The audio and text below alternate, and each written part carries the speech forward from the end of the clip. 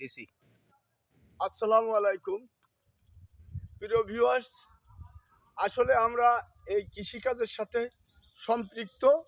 এই কৃষিকাজ বাংলাদেশের উন্নয়নের জন্য একটা রোল মডেল হিসাবে কাজ করে।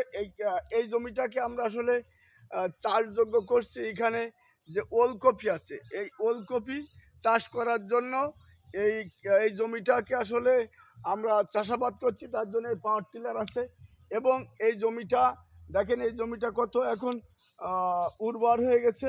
এই জমিটাতে কয়েকদিনের ভিতরে অবশ্যই ওলকপির বীজ পাতানো হবে এবং এই জমিটা 51 শতক জমি। এই জমিটাকে আমরা একটা কৃষি নির্ভর জমি তৈরি করছি, যার জন্য দেখেন আমাদের চারিপাশ দিয়ে, আমি একটু আপনাদেরকে ঘুরে দেখাই, চারিপাশ দিয়ে ভেড়া ঘেরার কাজ চলছে। এই যে চারিপাশ দিয়ে গজা বসানো হয়েছে এবং আমরা এখানে তার চারিপাশে নেট দিয়ে আমরা এটাকে উপযুক্ত করবার জন্য এখানে গরু ছাগল হাঁস মুরগি কোনো কিছু এসে এই জমিটাকে ফসলের কোনো ক্ষতি না করতে পারে, যার জন্য আজকে আমরা এসেছি এখানে লাইভ করতে। এই কৃষি বাংলাদেশকে নিয়ে যেতে পারে একটা বিশাল রোল মডেল হিসাবে।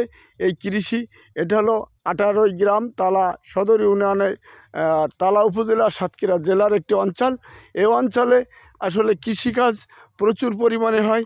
আপনারা পাশে দেখছেন গরুকে খাওয়ানো যে ঘাস, এই ঘাসগুলো পাশের জমিতে আছে এবং এই কৃষিকাজের সাথে এলাকার মানুষ 80% মানুষ জড়িত। আপনারা সকলে এই কৃষিকাজের সাথে থাকুন এবং আজকে এই কৃষিকাজকে ত্বরান্বিত করে আপনারা রোল মডেল হিসাবে তৈরি করুন। ধন্যবাদ।